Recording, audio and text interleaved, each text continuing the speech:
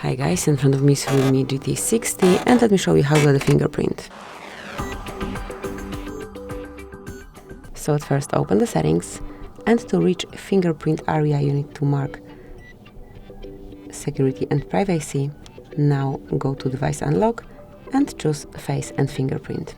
Now click on fingerprint, select continue, and now it's time to set some backup to your fingerprint. It can be a pattern, pin code, password. Let me choose pattern. Just be aware that you have to remember this pattern because otherwise you will have to reset your device.